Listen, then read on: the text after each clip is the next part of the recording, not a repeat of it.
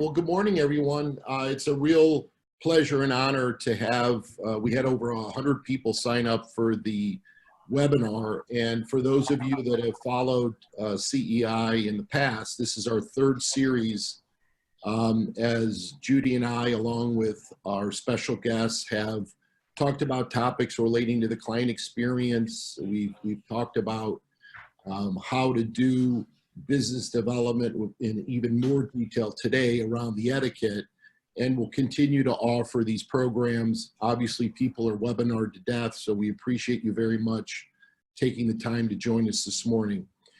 By way of background, before I introduce the guests, the Client Experience Institute really focuses on professional service providers in the specific areas of business development, certifying for advisory skills, and finally what we also do is obviously the whole entire client experience. Today we're going to focus on business development. We have a couple of handouts and further information that we'll send to you.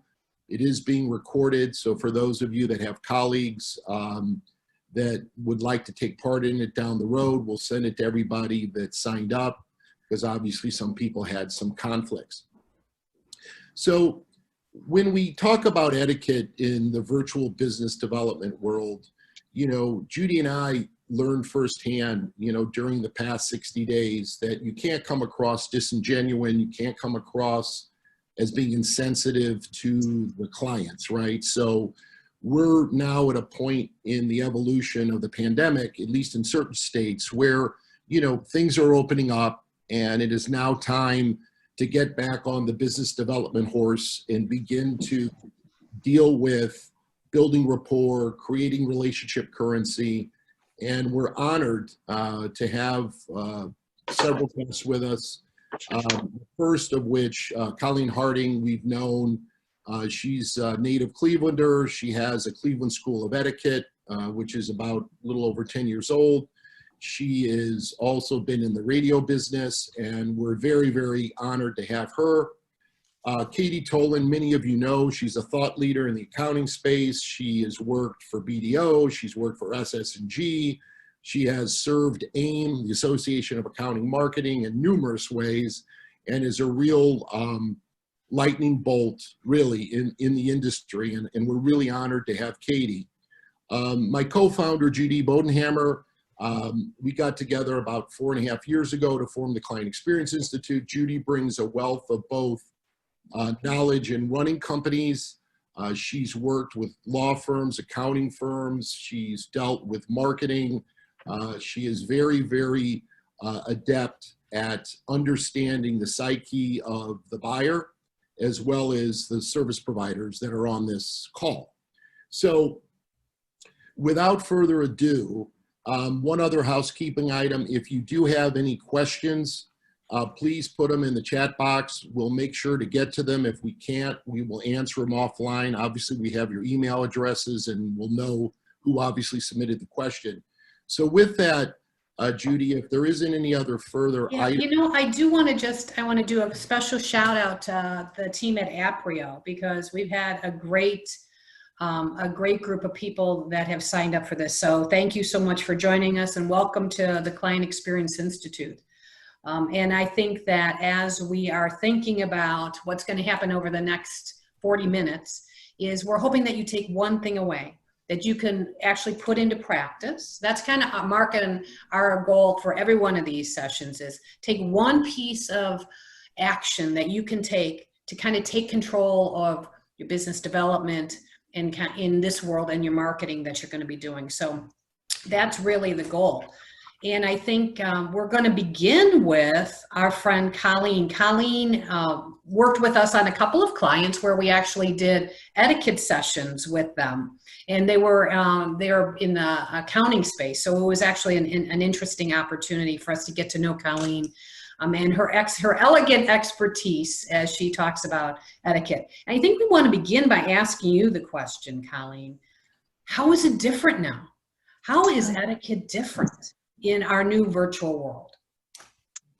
Well, it is very different, to say the least.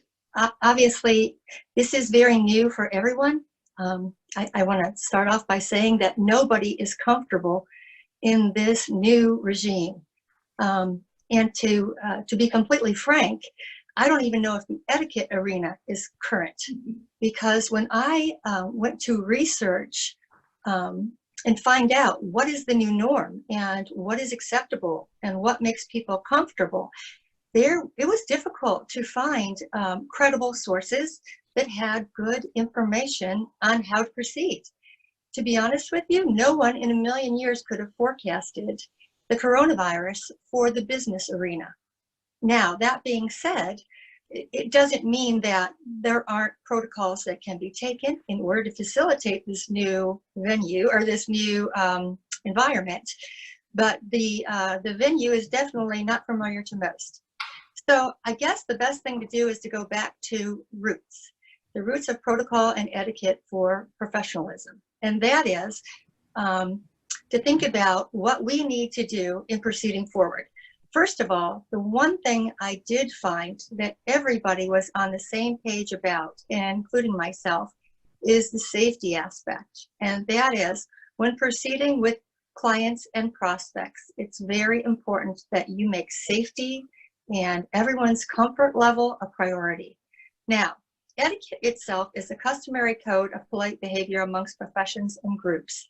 That's pretty self-explanatory. It's basically the rules that allow us to govern and assess our relationships, whether they're new or old or in the process of being developed. Now, that being said, in the past, we used personal relationships and meetings in person and lunches and seminars to create relationships. And today, because of what's happening in our world, we have to really think twice about how we are proceeding with who it is that we're going to interact with. Now, that being said, the webinar and Zoom seem to become a very popular avenue for proceeding with meetings. So it's important that we set things up and manage expectations appropriately. That being said, if you are a person who has to telemarket or has to set up appointments or has to set up meetings, you need to make sure that you are presenting the image virally that you would like.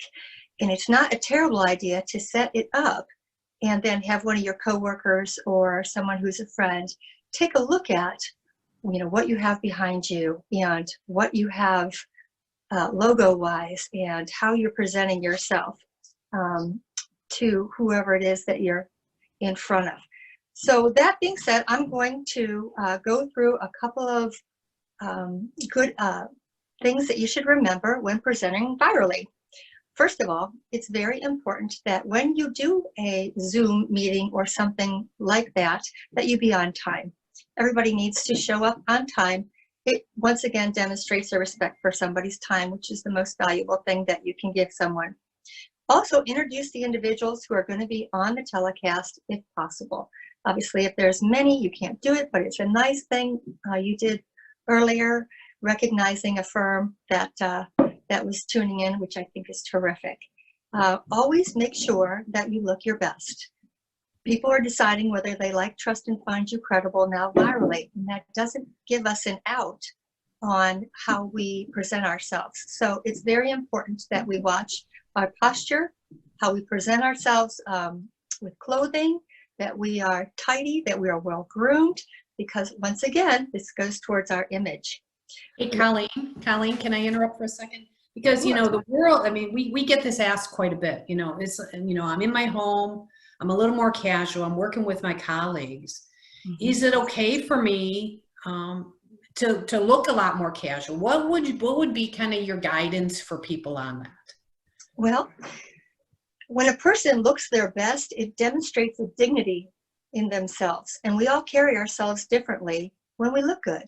So when you think about the fact that you are sitting across from a camera and it's reflecting how you look, if you want to look professional and favorable, you definitely don't want to look sloppy, because it gives the impression that you don't really care what you look like, even virally. And I realize we've become a very casual world. However, we're also a very judgmental world, even though it's not something that's favorable. But if someone is deciding whether they're going to find you credible within a very short amount of time, if you look like you just got out of bed, it's not really going to send a good message. Okay, did that answer? Am I? And, you know, there's one question people say, there's, you know, you have to be mindful, because some people say, well, Judy, I'm just going to wear a really nice shirt above, and then I've got my shorts or whatever below. And inevitably there's all kinds of YouTube videos out there of people on Zoom and that had to go run after their little one or after their dog, and they didn't quite have what they wanted the world to see when they were out there. So I think it's part of it. It's, you know, Right. it's good to be human. It's good to express yourself as kind of this, you know, person to person, human to human, but just be Right. mindful that, you know, you could end up being on camera and not intending to be on camera with some of the stuff you might be wearing. Absolutely. We are now inviting people into our homes. In the past, we were in a boardroom or in an office or a cubicle or in a restaurant. And today, we're kind of at the mercy of what happens and what's taking place in the other room. However, when you invite someone into your home, many times you feel a bit more casual because you are in your comfort zone. You know, you're in your comfortable place where you can relax and put your feet up. However, now we've invited the business world into your home, and you still want to maintain a professional image. That being said, it's very important that you plan for whether or not something like that might happen. All right. In addition, I do believe that it's very important that you start off your calls by prefacing, I am in my home office, and there is a very good chance that we could be interrupted. Please forgive me if that happens. There are some things that are out of my control, and I want to apologize in advance. So if you are in a home with children or with dogs that you don't have any control over, it's really nice to preface it up front, so when it happens, people are a bit more forgiving instead of being surprised. We have very little control of whether or not the UPS man rings our doorbell in the middle of a meeting. So it's good to let people know that might happen. All right, so next, plan your background. Make sure that if you live someplace that's a bit more casual, but you actually would like people to see something a little bit more professional and formal, go online and design your background. It's not a bad idea to put your logo on the head so that you are able to brand yourself and once again, show people where you are from. Watch your tone of voice when you're speaking and your facial expressions, because many times it's not what we say, it's how we say it. And if you say something with a confident manner, you want to make sure that it's confident and not arrogant. You don't want people feeling like you're talking down to them.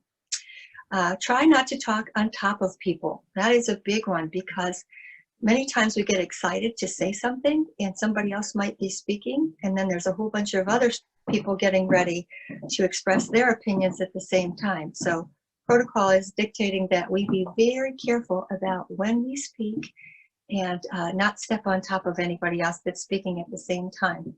In addition, it's very important that we be empathetic and sympathetic to situations that present themselves, and understanding and human.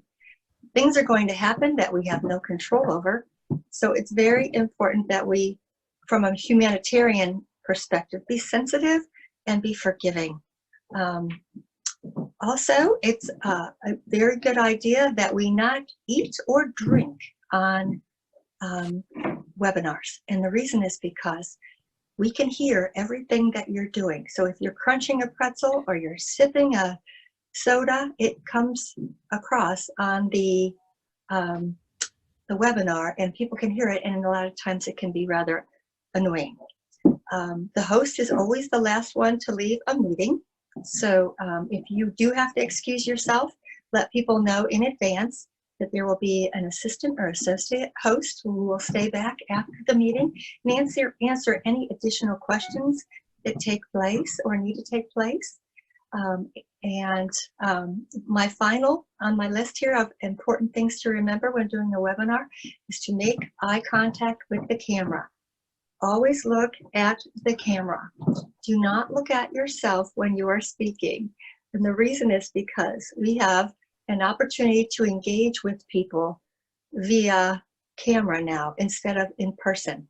And you want people to connect with you and engage. And the best way to do that is to look at the camera. I know it's very tempting to look at ourselves and fix our face and maybe check out what's going on behind us, but try really hard not to do that, because that is not considered a professional way to engage with your clients and prospects. And that's actually one of the hardest things to do, is because you're monitoring, right? So as we're talking, Right. I'm watching you, and I should be paying attention to that camera. So, because this now becomes the new eye contact in 2D, right? We're not Right. 3D anymore. So this is our way of saying, I'm connected with you and I'm with you. A question that came up in chat was, the backgrounds. You had mentioned the virtual backgrounds that you could create and maybe put logos on it. Do you know a site or where people can gather or grab one of those or design one of those to create it for their background? Absolutely. It's really quite simple. I have a web designer that did mine, I'm going to admit. But there's several free sites and several templates that work beautifully. And you're able to look at what kind of a background you'd like to present to your clients and how you would like to be viewed, and choose from, there's Dreamtime. There's a million of them. You just go through and take a look at which one suits your image best of all. Okay, so let's get back to a couple other things real quick that are important to remember about protocol and the new norm. First of all, we talked about dressing appropriately. Let's talk about how we greet people, because that's really become kind of an uncomfortable situation when you are speaking with someone that you have a relationship with and you are used to shaking their hand or hugging them or whatever the situation may be. Today we can't do that. And once again, protocol dictates that safety is the most important thing to remember. So what we are doing now is something called grasp and greet, or stop, drop, and nod. And basically what they are is just a way of acknowledging the person across from you. You can smile, you can nod, you put your hands at your side, you put your hands together in front of you. It's your way of conveying that I would love to properly meet you and greet you. However, it is obviously not appropriate at this time. In addition, the mask.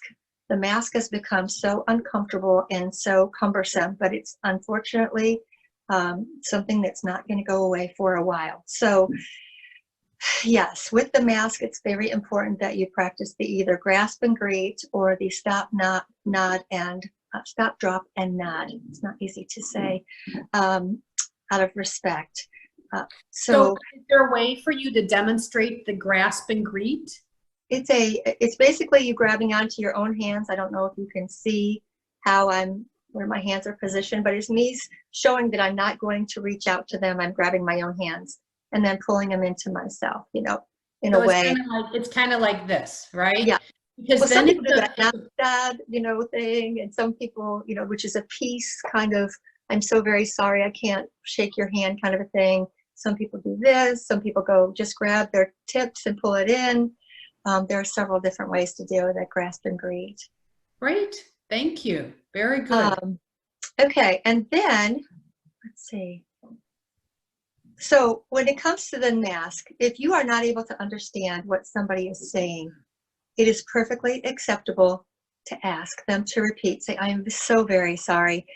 The mask is keeping me from understanding, and I would like to be completely authentic and let you know that I don't understand what you're saying. So would you repeat, if that would be all right? No one is going to be upset with you if you preface it with a nice tone and apologize and say, I'm so sorry. So whatever the situation is, whether you don't understand them because their language is different or because they speak without moving their lips a lot, whatever it might be, you can ask them to repeat with no trouble. So in concluding, I'm going to wrap up by saying, if there's anything you take away from my part of this webinar, it's to please extend grace and understanding when it comes to webinars and Zoom meetings. If it's a casual environment or a formal environment or a professional environment, something presents itself. please take a step back before you judge somebody, because this is all very new to everybody. Thank you so much for having me.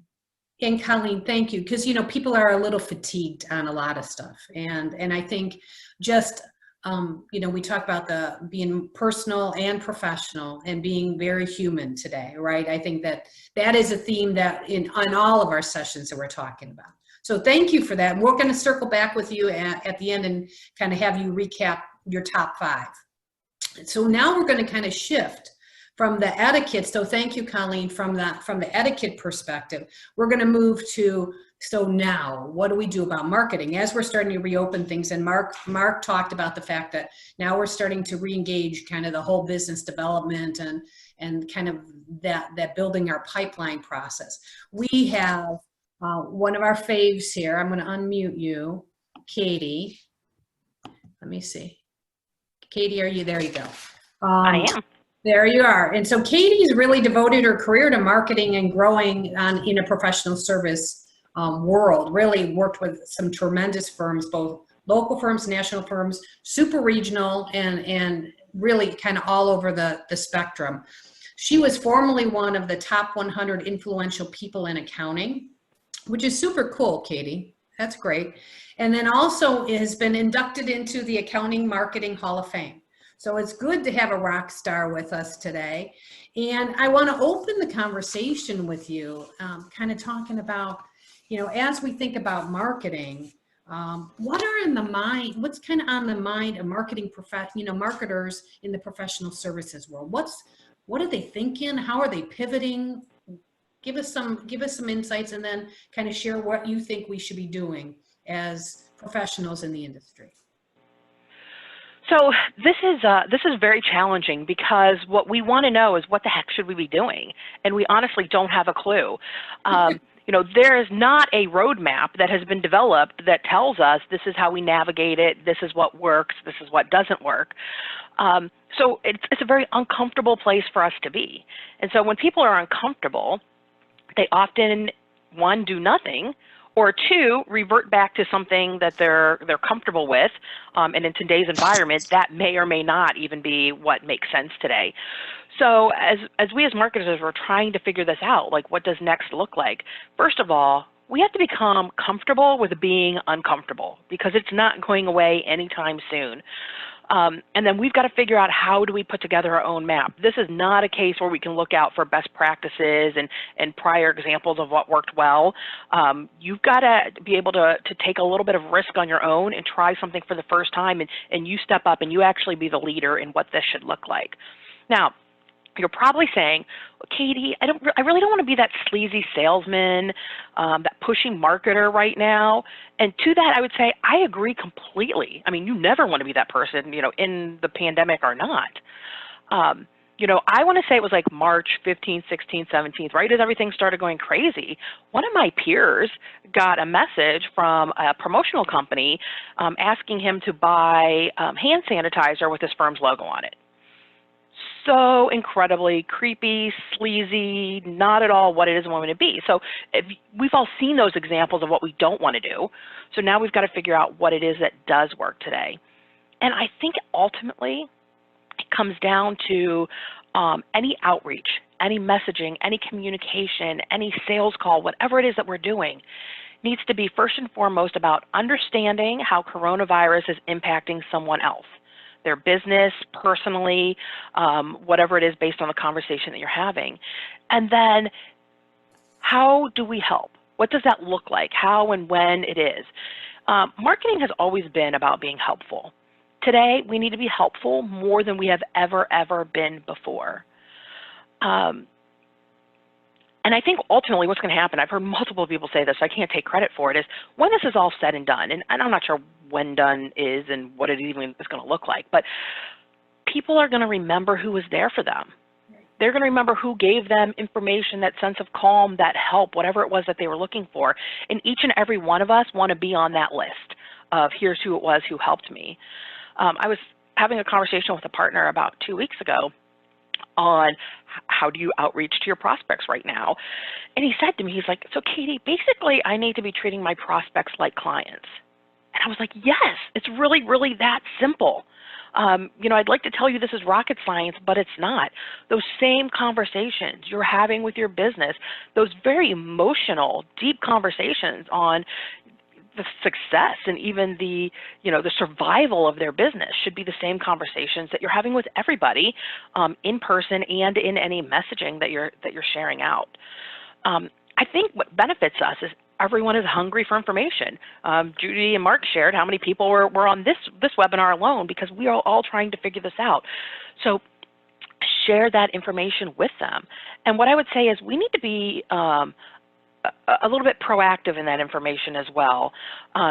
Yes, there's all kinds of laws and regulations and rules coming at us that we need to be sharing, but we should not just be regurgitating what it is that the government said. We need to be putting our own spin, our own flair on it, because that's really what's going to resonate with somebody and what's going to help them remember you. Katie, so what have I heard? Yes.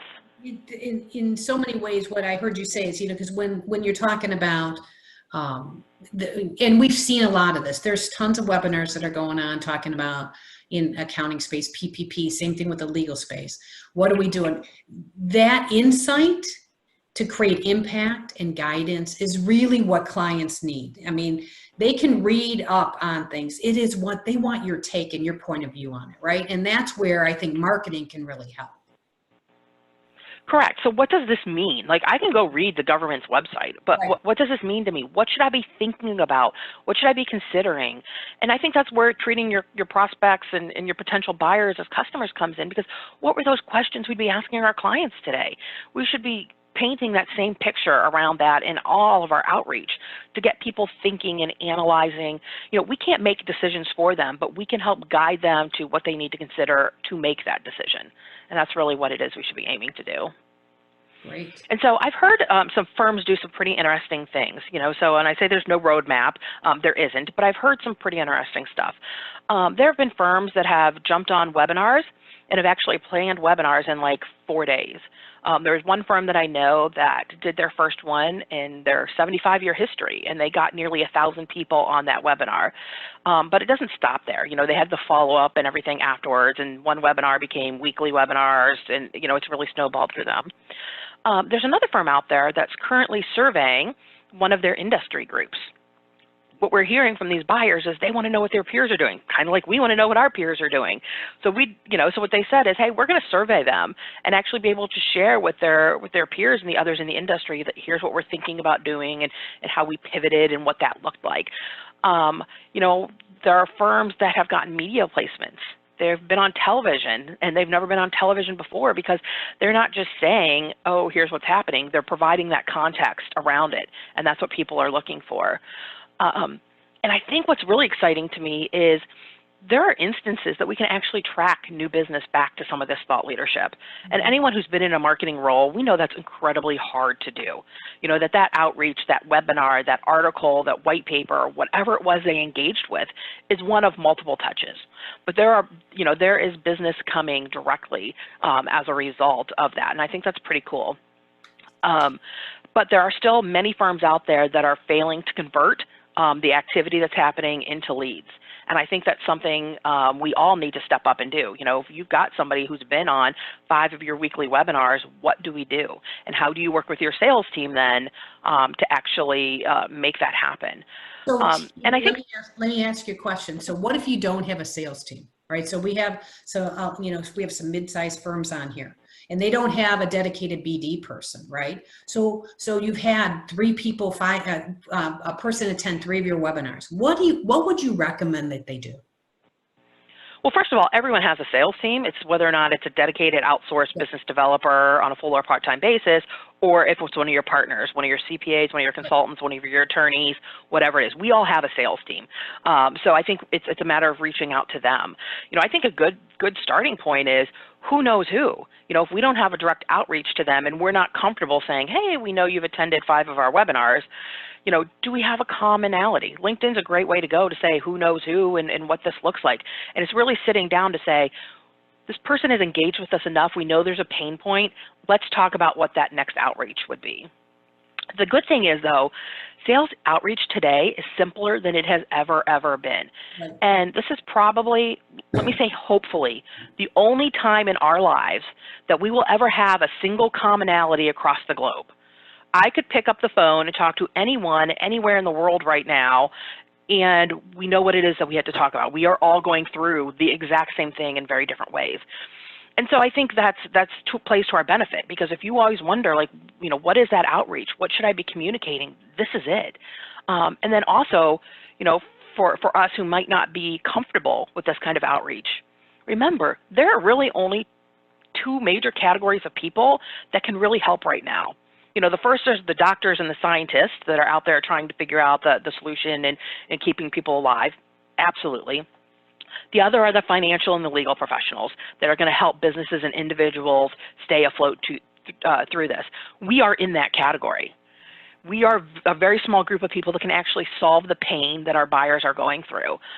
So I think, you know, that's a good way to start those conversations. Whether we're talking marketing or sales messaging, you know, we've got that commonality, and we are that resource to them. I also remember that people want to talk right now.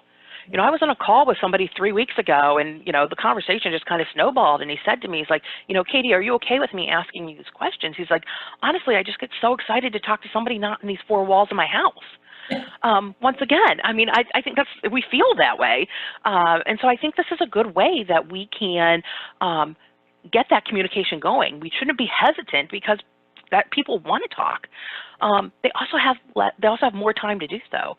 If you talk to people, especially in the major metropolitan areas, the amount of time they're saving on commuting to work is pretty astronomical, and they're willing to actually use that time for something else. So I think you can get in and have conversations. And then I think I just kind of want to wrap up real quickly with, know what you're selling. We as marketers and as salespeople thought we knew what our buyers wanted. You know, we might have had a pipeline that actually had a specific service next to a buyer's name. And what I'm telling you is that's not relevant at all today. You know, what we have to do is focus on what we're hearing from a specific person, and what then can we do to address that immediate pain. And it's probably not their audit. You know what I mean? It's something else that's really driving it today.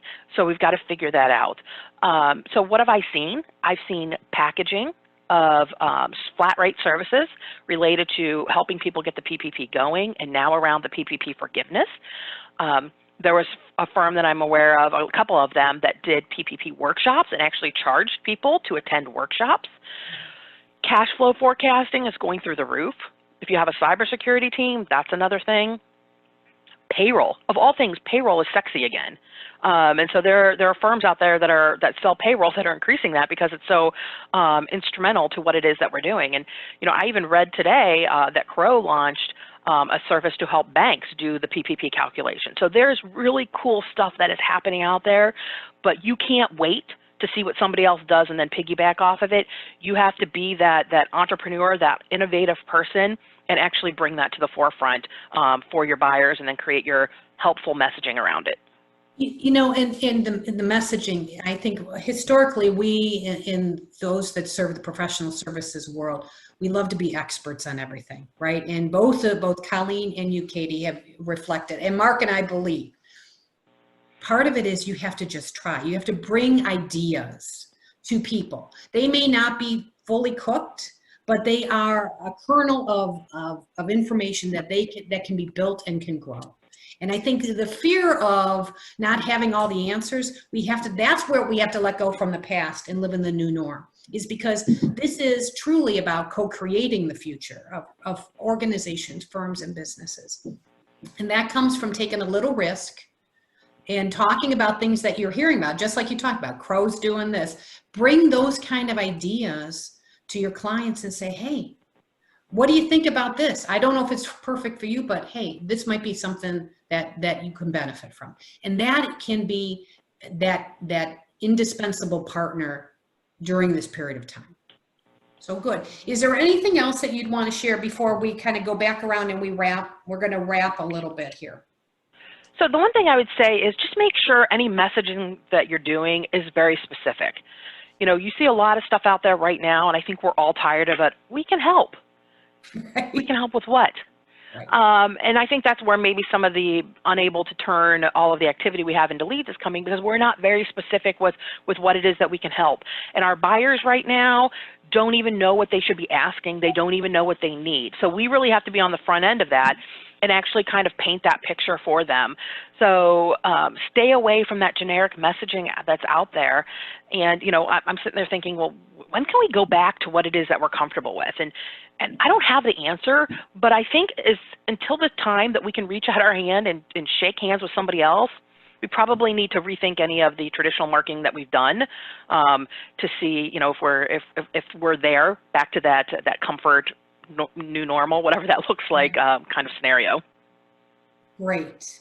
Katie, thank you. We now know why you're in the Hall of Fame. Thanks so much.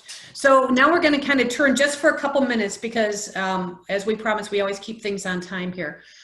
There's a couple things that Mark and I want to talk about as it relates just to kind of touching the top of the waves on business development, because Colleen and Katie helped to set this up for us. So Mark, you want to talk a little bit about kind of the developing of self, and I'll spend just a couple minutes talking about some of the relationship stuff. Yeah, so, you know, again, good morning, everyone, and thank you for staying with us throughout these 45 minutes. So as Judy just alluded to, one of the things that I pride myself in, and I know Judy does, and many of you on the webinar, is taking the time to invest in other areas outside your domain of experience. Because when you're talking to business owners, you're talking to CFOs, you're talking to people in the legal profession, you know, it's what you know about other areas. I'll give you an example. One of my good previous clients is one of the top risk management companies in the country. So I made it a point to learn a lot about business interruption and to learn a lot about what's going on in the coverage world. I know Judy's done a lot around human capital and what are people doing to motivate and to coach people and create effective teams when you can't go into their office and just kibitz about something that you previously could do. So the first thing that I would suggest, even though it isn't the direct link to business development, but it's the indispensable part we talk about in the value creator, is spend that extra 30 minutes that Katie said you're not commuting and invest in yourself. And it's something that I guarantee you'll build your network and you'll build your net worth. So Judy, with that, I'll turn it back over to you. Oh, good. So thank you. And the thing that we're also going to encourage people to do, and we're in the process of this right now and working with a lot of our clients, is now we need kind of that 90-day back to BD plan. All right. So how are we going to do this? How are we going to take the elegance that Colleen talked about with the etiquette, take some of the marketing messaging that we need to tweak, and really start to look at rebuilding the pipeline. And we're going to say, we're going to have you look at these at every week like a sprint. All right. So it is, you know, we're going to encourage, and we're going to start to send some information out to people about this. It is going to be really important that you organize your thinking as it relates to your business development, who it is that you want to, who is your prospect, who is your target, and how you want to treat them as a client, right? So you have to be very intentional now. And we say, and we believe you have to start with who it is that you want to make that list. You have to make that list. Katie mentioned if they've attended some of your webinars, those people should be on your list to start to do some outreach and talk to them. They're interested. You've spent some time in their home with them. So make sure that you can leverage that as far as the business development. We also talk, and Mark and I spent a lot of time, and this gave us an opportunity to work on our digital brand, right? So you need to start to increase the drumbeat as it relates to your digital brand. And that comes from inviting people to interesting webinars. Like Mark, you've attended some things. I've invited clients to leadership programs that I'm attending, so that we really, again, in the concept of that we are all in this together. These are things that you can start to do. But the thing that we would encourage you to do is think about it in terms of, with business development right now, it is about you yourself, your digital brand. What are you going to do to become to have a greater degree of knowledge about business in all areas, like Mark's talking about with business interruption, leadership, whatever that is, because everyone is facing all of these issues. And the the more knowledge that you can share, the more often people are going to spend time with you, right? So start to work on that, and then also hone your storytelling. I think some of the things that Katie was talking about and Colleen was talking about was the fact that, you know, people don't want to learn from a very mechanical world. They want to learn from each other. So we are also encouraging our clients to do small roundtables with their clients and possibly prospects, bringing 3 or 4 people of like minds or similar industries, not competitive, but together talking about an issue, about bringing, how do you bring people back to the workforce safely? What are you going to do as it relates to EFMLA, whatever the topics are? Let's bring an insurance broker on and talk about business interruption. Be that collaborator with your professional service, you know, your other trusted advisors, your clients, and your prospects. And those will be the same people that Colleen and Katie and Mark and I have talked about that said, you helped me work my way through this.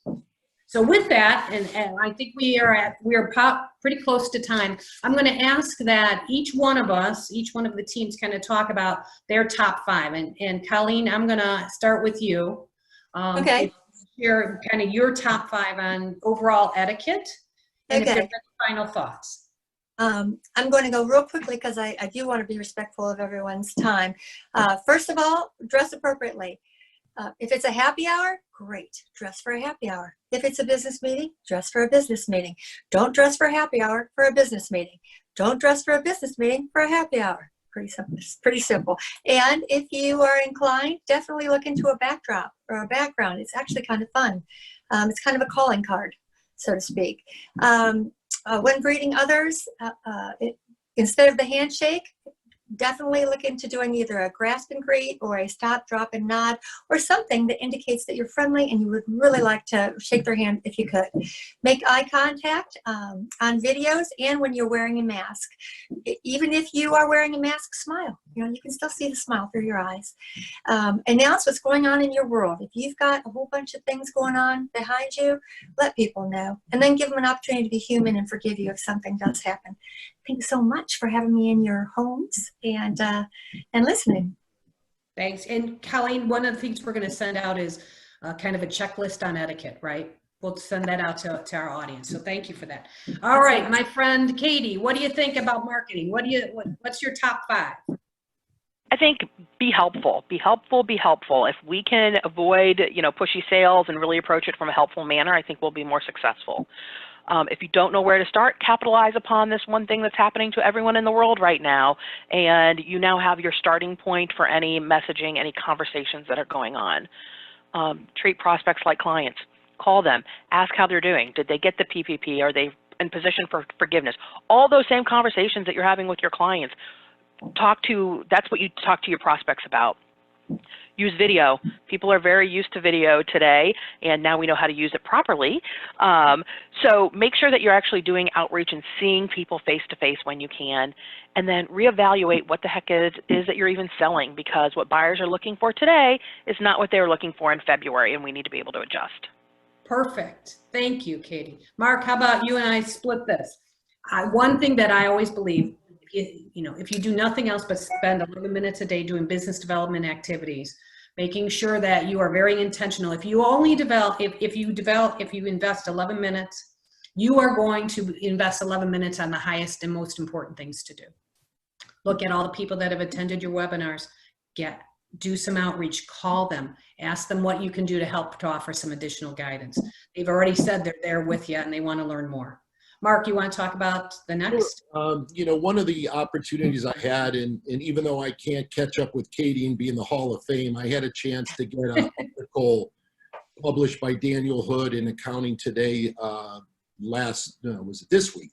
And what was kind of cool, it was all about value creators and how the professions serve as enlighteners. And so at the end of it all, we typically have in the past sold and marketed inputs, and now what we need to do is pivot to the output. So for example, how do you provide peace of mind? How do you provide a sense of belonging, a sense of being in control. If you ask me, I've been a business owner, I am a business owner, Katie is a business owner, Colleen and Judy. Right now, it is about being in control of your future, and it's not so easy. So remember the mindset of the clients and prospects, centers of influence, and even your employees that you happen to work with.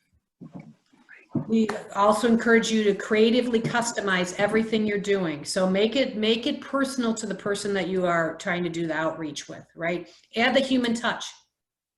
As Katie said, we have one common ground right now, and that is helping all of our businesses recover and thrive as we kind of work our way through this. So creatively customize everything you're doing. And then we do encourage you from both a marketing and a business development. There are so many channels for you to get your message out. Use those channels to help enable to build your brand, to build your opportunity, to link common business owners together so that they can start to learn from each other, and use that also in your 90-day plan. And with that, it is 10:15. And I think that what we'd like to say is, as we all like to talk about it, we're all in this together. We will send some information out to you as it relates to kind of the recap. We'll have questions to ask as it relates to etiquette, questions to ask as it relates to marketing, and things to think about as it relates to business development. From all of us to all of you, thank you so much for attending, investing 45 minutes with us. We wish you the very best. And Mark, is there anything left in the chat room? The only thing they said was that I did an incredible job. I don't know. Just notice. Mark is the most humble of all. Just kidding. No, other than just people being very appreciative, Judy, it's all good to go. And thank you for asking the questions, so we make sure we catch any last minute feedback. Perfect. Everybody, thank you so much. And we'll be in touch. Probably our next session is going to be about business development and kind of neuroscience of the mind, the things that kind of prevent us from doing that. So that'll be something that we'll be doing in the next few weeks. So with that, everybody have a great day, be safe, and we'll talk to you soon.